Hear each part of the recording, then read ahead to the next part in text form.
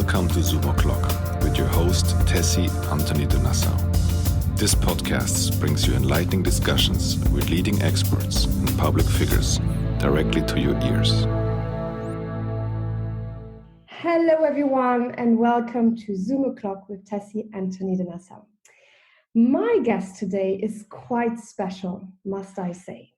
Lameen Abdul-Malik lives in Dubai right now, is the receiver of the Nobel Peace Prize in 2005, is an international affairs specialist, a coffeepreneur, intellectual philanthropist, and so many more other things. Welcome, Lameen. It is such a pleasure to have you with me today. Thanks a lot, Tessie, for this opportunity to talk to you. So, as I was going through your CV and everything you're doing, I didn't know where to start. So I thought a new topic to me, surely because I don't drink coffee, was the intriguing part of coffeepreneur that you very proudly advocate grandly on your LinkedIn. You even have a personal blog, which is fromcoffeewithlove.com, that you have since 2007, for which you were even featured on CNN's website for drinking coffee in Vienna, which I think is absolutely incredible. You have as well been invited to the International Coffee Organization to participate in a EU coffee symposium on the UN Sustainable Development Goals. Wow, sounds so intense and so amazing. You know, my partner is a fellow coffee lover as yourself. And so there's so many questions I have. Because we are obviously now homeschooling a lot, we're working from home a lot, home office, and all of these other things. So people tend to drink more coffee because that's what you do when you're at home, right? Also in the office, but at home for sure. So as an expert yourself and having dealt with the topic in linking it with the Sustainable Development Goals, what do you think about coffee production, and its link with climate change? Okay, thanks a lot, Tessie. That's a very, very important question. Just basically some of the work that I did in my previous job at the IAEA, what we've noticed is that a lot is going on with climate change in terms of reduced rainfall, for example.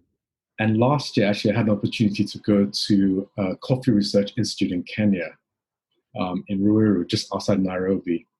And they're doing a lot of fantastic work. They've been developing a new coffee variety called Arabusta. So in coffee, there's actually two varieties, prime varieties.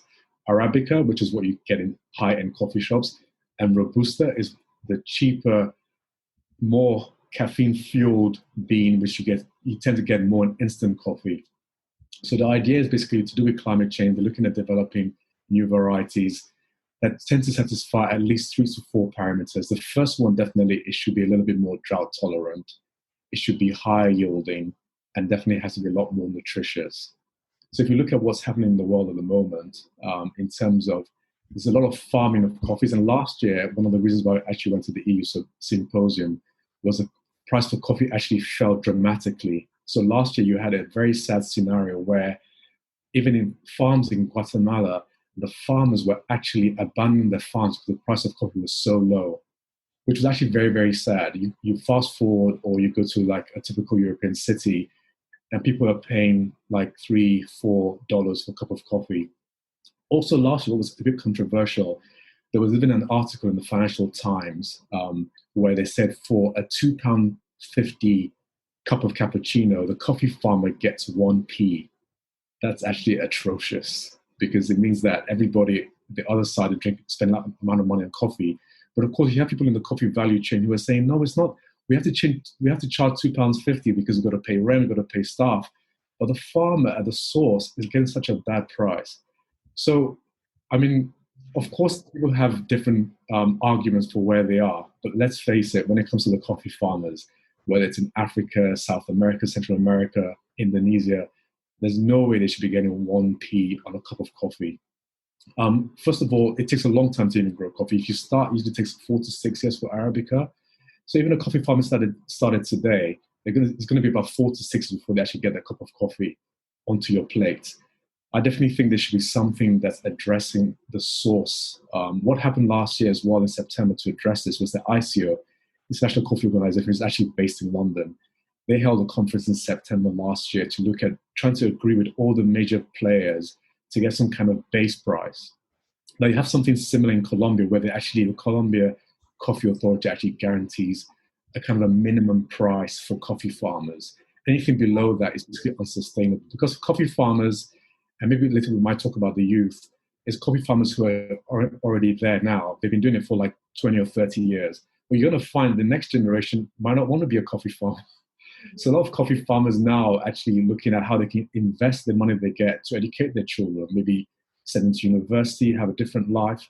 So there's going to be a point in time, maybe in 30 or 40 years, or even sooner than that, where the amount of coffee supply is actually going to fall down because there's not going to be enough coffee farmers to go onto there.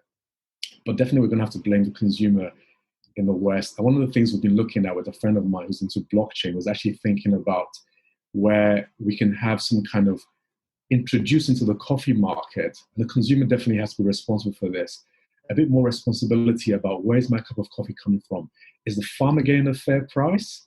And you could basically use blockchain, whether you use a QR code, for example, say, okay, can I see the picture of who the farmer is involved in this? Is there a guaranteed price or a document, an invoice, and that farmer got this price that's sustainable for him or her to basically feed their families and educate their children? So I would like to see something like that moving forward, definitely, especially for coffee farmers who, to be honest with you, they don't get a fair deal. Thanks. Wow, that is so interesting. And yes, definitely, we see it in so many sectors that people are being exploited. You know, we have it as well with the avocado, the much loved avocado in the West. We have these avocado wars and, you know, talking about coffee scare then, right? The same with chocolate. Yeah. It's definitely a domain, as you say as well, that needs to be regulated more, and where the consumer definitely needs to pick up some responsibility instead of buying that cheap coffee. So talking about it, you were saying with the blockchain QR code, for example, going a bit further then for people who are maybe not so familiar with blockchain, right? Because not everyone is in new technologies yet. Kind of like looking for them, is there like a website that you know where you can inform yourself of where to buy your coffee or which coffee you should buy as a consumer, which is kind of like labeled as the good coffee company? Is it on your blog as well? And also within the same question, which coffee do you think personally is affordable, but also gives back to the farmer the most? Okay. So what we call specialty coffee. So specialty coffee means basically preparing coffee, sourcing coffee in a non-commercial way. That's just a summary of it. So there was a concept before of fair trade, Rainforest Alliance, but what specialty coffee roasters do is they actually do something called direct trade. Now, direct trade basically means that the coffee roaster works directly with a farmer and guarantees them a much higher price than going through any kind of consortium, basically. So that's one of the things that I look for is if I'm going to buy coffee, I look at whether it's direct trade. So it's a specialist coffee roasters. Of course, you pay a much higher price. I mean, I don't buy my coffee in a supermarket. Let's say it's 250 grams as a standard. Maybe it costs, I don't know, $5. Whereas I buy my coffee at a much higher price. Where, for example, it's 3 times the price of that. Because I know that the coffee roaster that I'm working with has gone into an agreement where they've basically gone to visit the farm. They've dealt with it. They've formed a direct relationship with that farmer. And in fact, the farmer would definitely guarantee that they also provide the best coffee to that kind of roaster. So that's what's happening in specialty coffee at the moment, basically the concept of direct trade. So basically cutting out the middleman and just going directly to the farmer where you can say, okay, I pay, I don't know, $3 or $5 per pound, for example, as opposed to commercially traded, which is like roughly $1, $1.30, I think, at the current price at the moment.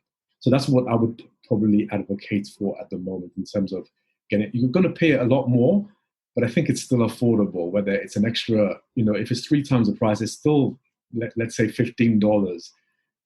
But at least you know that you have a little bit of a conscience when you're drinking that coffee, that farmer that was involved in farming that coffee, not only did he or she go out of his way to provide a really good crop for you, but at least they guarantee some kind of basic price that give them an affordable living for them and their families.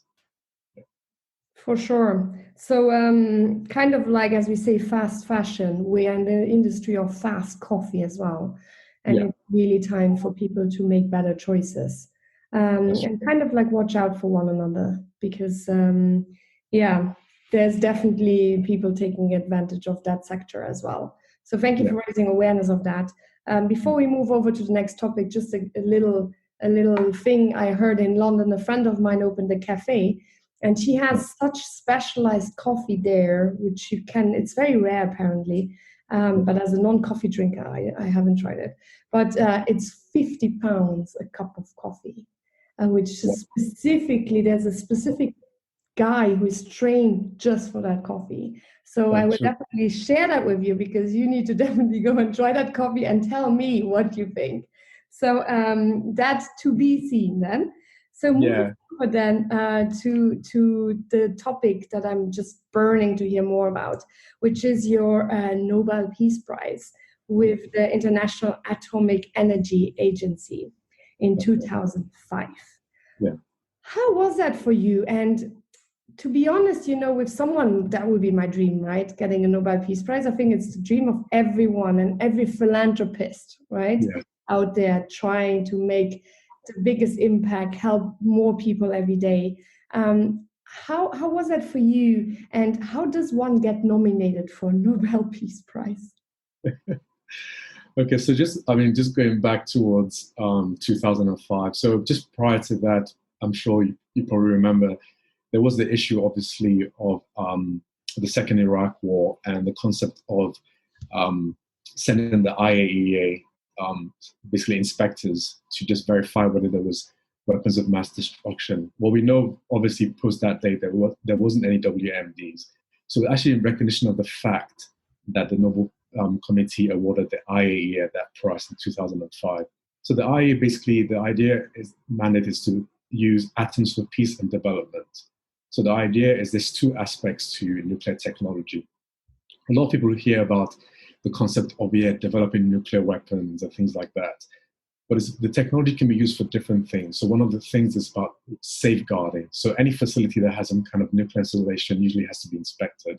But the other side that people don't know that much about, one of my former directors used to say, the human face of nuclear technology is using it actually for development. So using the technology for things like even developing vaccines, looking at fighting cancer, for example, because nuclear technology relates to radiotherapy, for example. So basically looking at that technology for even developing new crop varieties. So for example, I also worked with other countries to develop new crop varieties as well. And in terms of the nomination, it's one of those things they actually don't even tell you. You actually find out when they announce it on TV. So I think the year before, the IAEA was also nominated with his previous Director General, Mohammed El-Baradei. And in 2005, when we were actually nominated, no one actually expected that we were actually going to be nominated for that. So everybody was sitting in their office, it was the committee. And then when we announced it, everybody was in shock.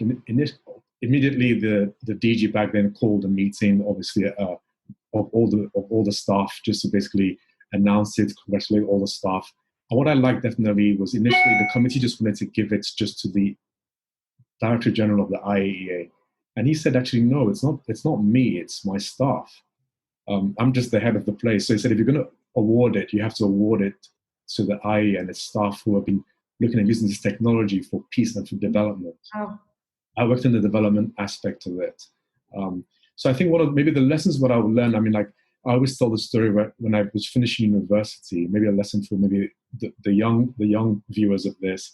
And I mentioned to my seminar teacher, he said to me, well, what do you want to do, Lameen, when you leave university? I said, I want to work for the World Bank, fight poverty. And he kind of laughed and he said, World Bank, you have to be super intelligent to work for them. And I thought, okay, no problem.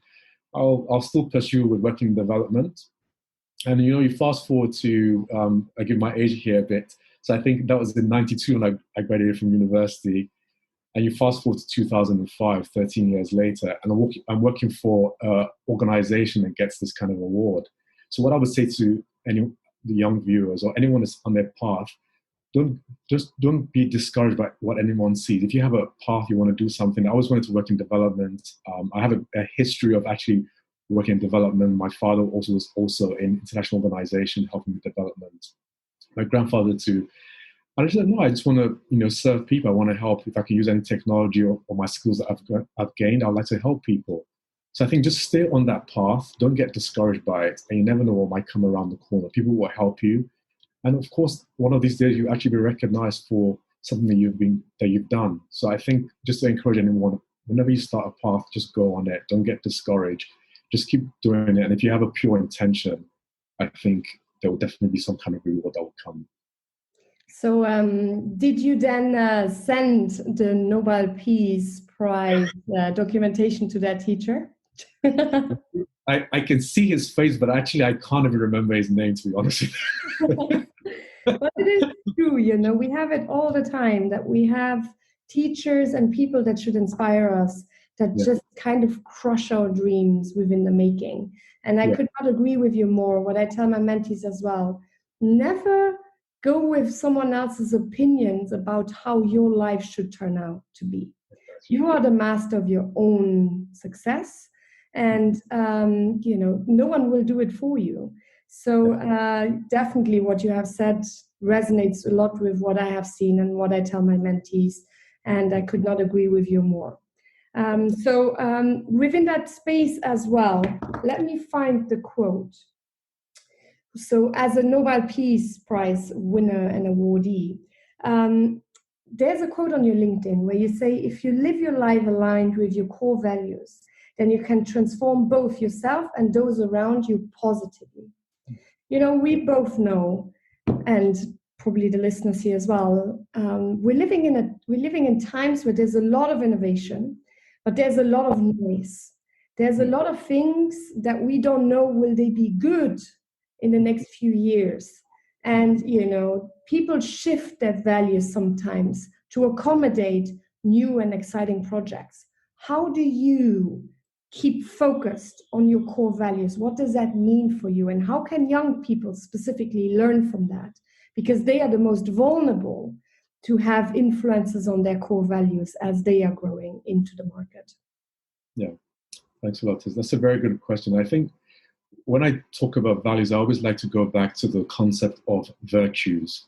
So before we had, for generations of old, the concept of virtues, which are basically things to do with wisdom, courage, integrity, chastity. If you just take a look at integrity as one, those things will never, I don't think, fall away at their core. So I don't think there's anyone in the world that loves to be lied to. So in terms of integrity, linking that with your values. Now the concept now we have with values that everybody has their own different values. What might be valuable to you will not be valuable to me. But I think if you link it basically to the concept of integrity, and I want to use that one because on LinkedIn, I always talk about lead with honesty. I sincerely believe that everybody is a leader within their own right. But it doesn't mean that everybody should be president or prime minister or head of an organization. What I mean by leader of your own life means that you're the leader of your own life. And if you know deep down within yourself, I believe that everybody deep down within their core knows what they really want to do. There's a lot of, as you said, and that's the right word, there's a lot of noise. Oh, no, you should do this. No, you should do that. Oh, you can't do that. You're not good enough for that. And I think within your heart, if you just take a bit of time, a lot of people don't contemplate where they actually want to go. Like last year, before I left working at the IAEA, my former colleagues said to me, what do you want to do, Lameen? I said, well, I want to do A, B, C, and D. And they all said to me, wow, how come you know what you want to do? And I said to them, don't you know what you want to do with your life? I'm not looking forward to retirement. I'm looking forward to how I can have an impact and do all the things that I'd love to do. I've been thinking a lot about. Don't get me wrong, when I worked for the IA for 14 years, or the British government for 8 years, I always believe in this concept that I think it's attributed to President John F. Kennedy, where it says, I may not like being a grave digger, but if I'm a grave digger, I'm going to be the best one there is. So I think whatever situation you're put in, just try your best to be the best that you can. And it was something you're definitely going to gain from that. So what did I gain from working at the IAEA or working with my former colleagues? Just the concept of integrity, helping people. Even when I had a cafe 10 years ago, I said, I just want to have a cafe where I can just serve people the best coffee. It might sound very, patronizing, but it's like, no, I just want to do my best and give people the best experience that I possibly can. That's just what I'm trying to do. whether it is in working for company A or company B, it's the same thing. So going back in terms of values, I think if you accrue your values with integrity in terms of, okay, how can I be the best person? Because if you don't know who you really are or what you want, I don't think you can really be of value to people around you. And I think that's why I say you lead with honesty. You know deep down what you really want.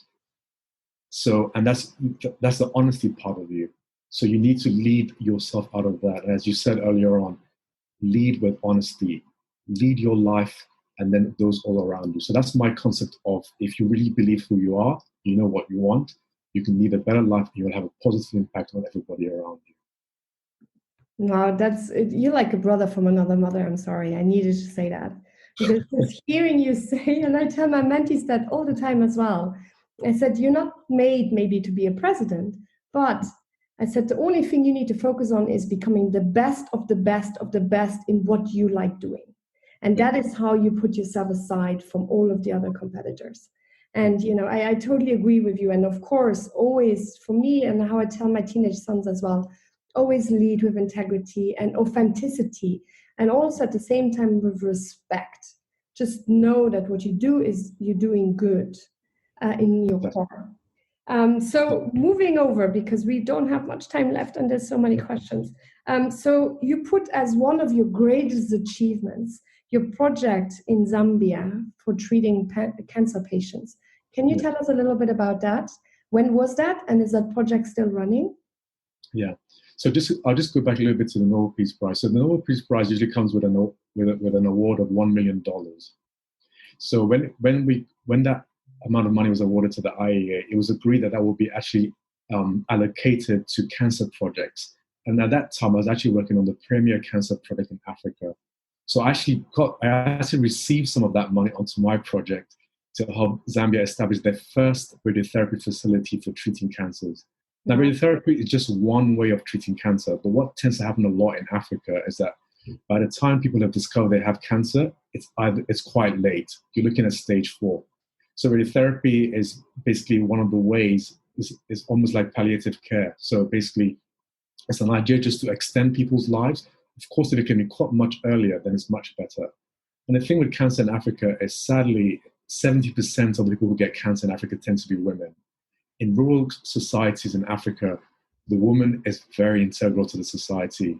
She is responsible for the children's education, even for smallhold farming. So if a woman passes away, the impact on society is tremendous. I mean, yes, the man goes out, maybe gets some money, but the man is sometimes out for sometimes a day, a week, or sometimes months. And so with that product was actually my first product when I joined the IAEA in 2002. And my responsibility was basically to manage the whole process. We got some funding from different organizations, also from the government of Zambia.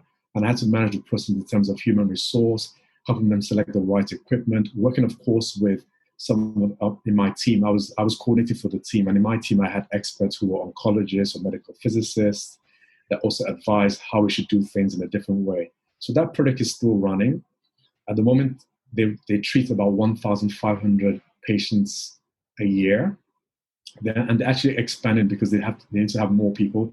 Zambia has roughly 16 million people. So usually with cancer diagnosis, I think it's about 1,000 per 1 million people.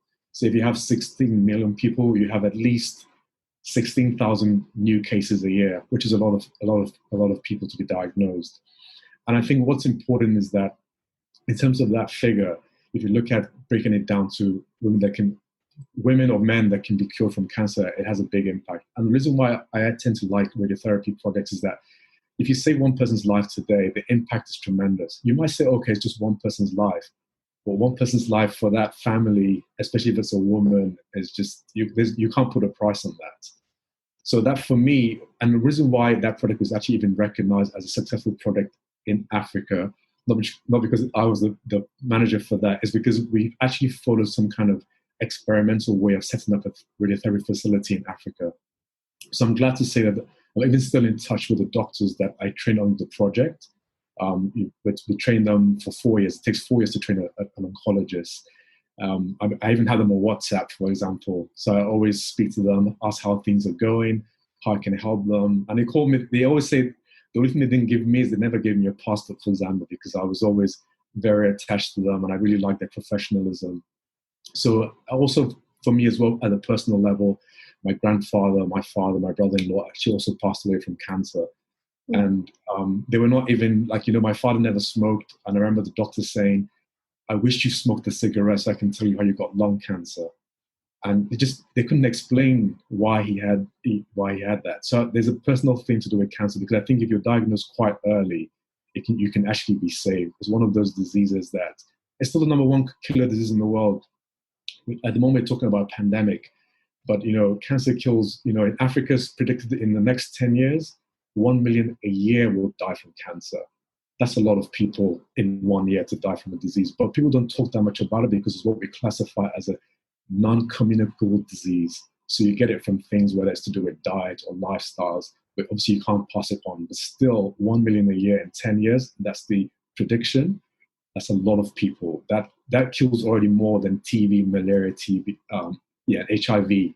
But it's not publicized. People talk a lot about TB, which before the pandemic we currently have, TB was number one killer disease in the world. 4,000 people, I think, or 5,000 people a day, 4 million people a year die from TB. So that's just what I wanted to share with you. No, and it's so important, that you really put the point where it needs to be, that yes, we're living in a pandemic and it's scary and a lot of people have lost their lives, and governments are really struggling to address the pandemic we're going through at the moment. But at the same time, rightfully so, as you said, there's also other illnesses and diseases that are still dominating society as well, such as cancer, such as depression, such as suicide, diabetes, and all of these other things, which shouldn't be pushed aside. Like even in the UK, I don't know, there's, I think, 120,000 less newly diagnosed cancer patients this year. And I said to my friend who told me that, I said, that's not because the cancer has gone away. It's just because people don't go to get treated or get tested. Because firstly, they don't want to go into the hospital because they're scared. Secondly, the hospitals don't want to see them, so they don't call back. Like I had an appointment for some checkups. And they said, oh, we call you. So I made a call appointment on the 18th of October. No one called me. Like, it's just, they don't follow up with people. My aunt passed away a month ago, my father's sister, because of cancer, and a lot of people in my family as well. And I think it's a silent pandemic within the pandemic, when we're talking about cancer, when we're talking about mental health issues, when we're talking about diabetes, obesity, and all of these other things. And I think it's important that if we want to get the society back up and running, that yes, we need to address the pandemic for sure, but we also need to keep mindful that there's other things as well that need to be addressed at the same time. So thank you for that, for saying that. We have run out of time. I could talk with you forever. I love it. And we will talk more offline for sure. But one thing I would like to leave our listener that I ask most of my guests is that, when you feel low, when you feel that you need guidance or something you like to just read to lift up your mood or get inspired, what do you go to? Well, I mean, every morning I start off with my prayers and I read the Quran. And then we talked earlier on about the concept of values. So basically just aligning that with your spiritual essence, I think is very, very important. And I think that's an internal part of you. So I think just starting your day right is very, very important, and getting inspiration from lots of people. Outside of that, I mean, I listen to some podcasts. I particularly actually like Jay Shetty's podcast, especially the one where he's changed some thoughts. So sometimes when I'm just looking for a little bit of inspiration, I do find myself actually going to his podcasts, and maybe I'll send him a message one of these days. Maybe I should be on his podcast one of these days. And then sometimes I read some books, a little bit on personal development. One of the books that had a big impact on me this year, I have to confess, is Think and Grow Rich by Napoleon Hill, which is a very deceptive title. I think even in his book, he said people buy titles, they don't buy books. And the book is basically about self-development. And what I found intriguing about that book is that if you look at the 13 formulas for success, it's a lot of all the self-development gurus now, they're all saying the same thing that he said almost 100 years ago. It took him 20 years to write that book. But it's just, again, it's all about, not just about positive thinking, it's about saying, okay, what is it that you want? And if you want to do something, you've got to apply yourself to do it. Nothing's going to come and land on your lap. My dad always used to say something. He said, God only helps those who help themselves. Basically, we're saying that if you want to take a foot forward, then move your foot forward. If you want to lose weight next year, don't start next year. Start today. Just start that small step to move ahead. I like the concept of future-proof. Basically, means prepare today for tomorrow. So I think if you're just feeling a little bit low, take a bit of time to yourself. I always say, some people say advocate for meditation, and that's great. That's what I do in the morning for about an hour every day. You just take a bit of time, 10 minutes. After all, it's your life. You need to start correctly. You start your day correctly, and just try and look about what can motivate you. And obviously, motivation is one thing, but you need to apply it. You can't just say, "Oh, that's a nice quote," but what does that mean for me? What can I do and apply that quote today, like this minute, this second? Wow, I love it. Yes, again, Lameen, we are like brothers and sisters from another mother. I do as well. I do my meditation in the morning. I pray a lot with my children, and also at the same time, just the practice of gratitude and appreciation, I think, is so important, specifically nowadays where we feel so disconnected because we can't see people, and we cannot see specifically the people we love. Like, I haven't seen my grandmother since January because I'm just afraid I would get her sick. And it's just, I think in times where we feel so disconnected, also Zoom o'clocks like this one, where we reconnect and hear from inspirational people such as yourself and how you're dealing with it and the amazing work you have been doing is, for me, already so uplifting. So thank you so much, dear Lameen, for your time. I will be seeing you tomorrow at another conference where you will be speaking. And in the meantime, yes, I will put all of the different details of your website and everything people need to know about you below your video. And looking forward to reconnect with you in due course. Definitely, Tessie. Thanks a lot. Thank you so much. Thank you for listening to this Zoom o'clock. We hope this discussion was insightful and has provoked some new ideas for you. Please share and subscribe. If you like to keep in touch with your host, you can find her on Instagram under Tessie_from_Luxembourg and on Twitter under Tessie_DE.